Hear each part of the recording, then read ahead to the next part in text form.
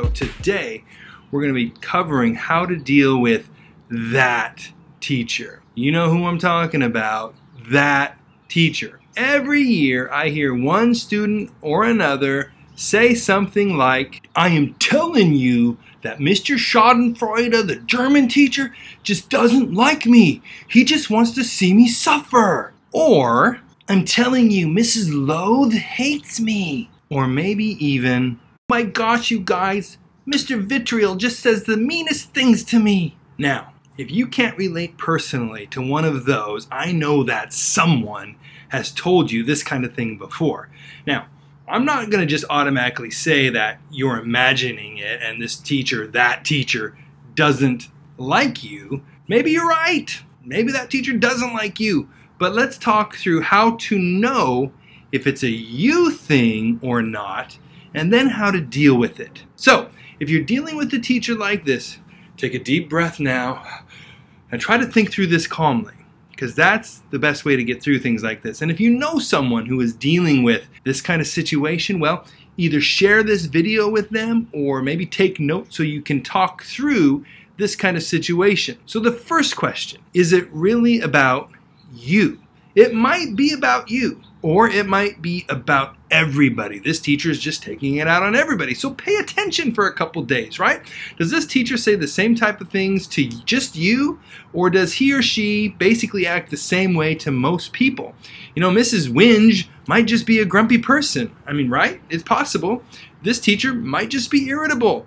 If you figure that out, at least you know you're not the target. You're in the same boat. Yeah, they're basically hard to deal with, but everyone has the same situation as you do. So, you know, misery loves company maybe. Now the second question then is, you know what? If it's not about me, maybe it's about them. Think about it.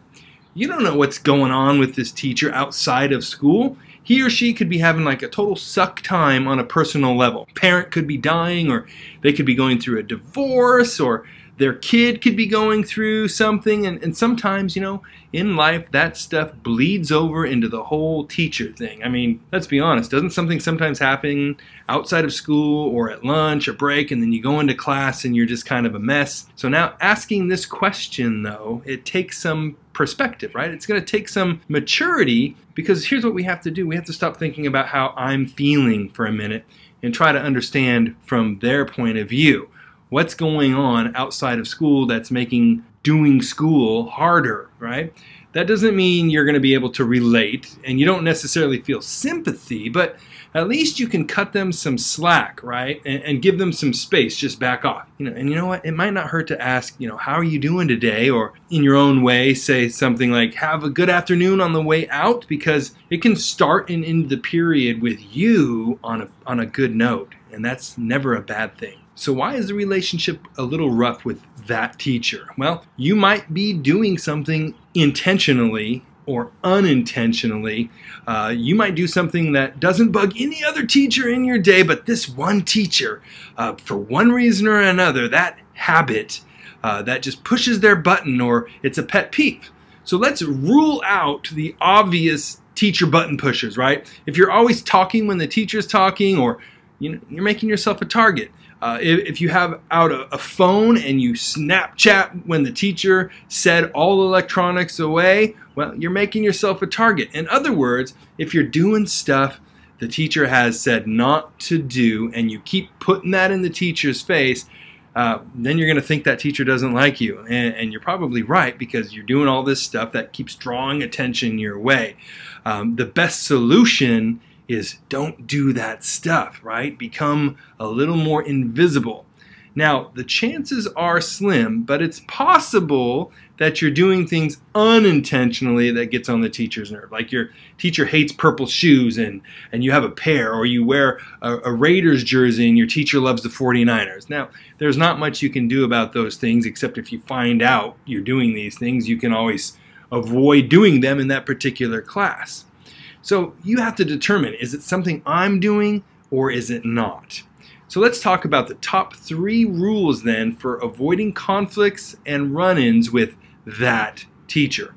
Why do we want to avoid run-ins? Well, because you want your day to be better. You don't want to have to leave class and feel like you're not liked, right? Nobody likes that. You don't want the drama, and you don't want to be miserable dealing with the consequences of a blow up in your day with Mr. and Mrs. Grumpy Pants. So number one, lie low. Even if it's the only period you have to do this in your whole day, hide in plain sight. Don't talk whenever this teacher is talking. Sit on your phone, not literally, that could crack the screen, but keep it in your backpack. Don't eat or chew gum. Don't try to throw something in the trash can across the room like you're LeBron James or something. Don't randomly get up and walk around the room talking to people as you go by. You know, this is all about not drawing attention to yourself.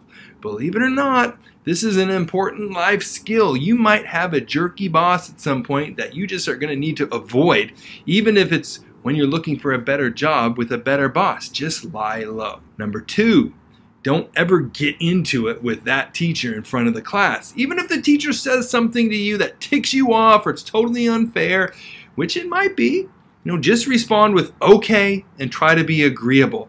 I took a class once with how to deal with difficult people. That was the title of the class, how to deal with difficult people. And the number one strategy when someone was on your case or in your face was to say something like, okay, I see, or I'm sorry you feel that way, or I understand why you would feel that. If you agree or sympathize in spirit, the difficult person tends to run out of steam. But I'm going to tell you a rule of life. If you get into it with a teacher in front of the class, you're going to lose in that moment, right? Now, the teacher might lose too because they look bad or they lost it in front of the class, but you're not going to win. If you give a soft answer or are agreeable and don't respond negatively or threateningly, it's the teacher that looks unfair. And you actually win because you're not forced to lose in front of the class. But if you have to talk to this teacher to work anything out, just ask if it's okay to come in at break or lunch and talk. This way, you don't and they don't have anything to prove in front of a bunch of other people. It's always good to avoid conflict in front of others. Number three, be proactively nice. Proactive basically means you take action where you can take action. And it doesn't have to be a big deal. It can just be a hello when you come in and have a good one when you leave. If you do just that regularly, the teacher's probably going to warm up to you or at least ease up on you.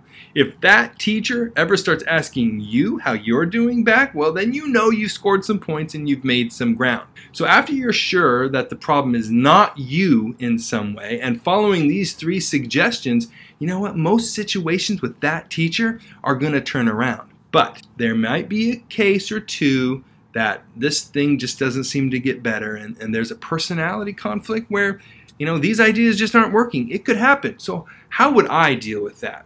Well, again, it's going to take some maturity because here's what I would do. I would keep quiet and I would make sure that I don't talk trash about that teacher to my friends. Well, why would I do that? Well, because people talk and you don't want your words haunting you. You don't want to seem like the backstabbing turd, frankly. If you've talked to the teacher and things don't get better, I would write down 3 to 4 incidents when they happen, and when I have those, I would go to the counselor at my school and I would explain, I've really tried and this is what I've done. I've talked to this teacher, things aren't getting better, and here's some situations that I didn't feel were fair. And you know what? Chances are good that any decent counselor will see your maturity and that you're trying, and if it's possible to move you because of personality conflict, they might do that. But understand, these are extreme cases if it gets to that point, which is why you want to be on the up and up. You don't want word to get around to the teacher or the counselor that you're talking trash all the time. So, that said, I hope this is all helpful. Even if you're in a tough situation, right? I'm sorry to hear that. And I do hope it gets better. Do you have some advice for people that are having a conflict with that teacher or a situation that you can share about how, you did something and things got better? Share that in the comments, and if there's another topic you'd like to see, please leave those in the comments as well and let me know. And until next time, you can do it. Kick some booty at school. Thanks for watching this video. Would love it if you could subscribe to this channel and also check out either of these playlists for other videos that might be of interest. Until next time.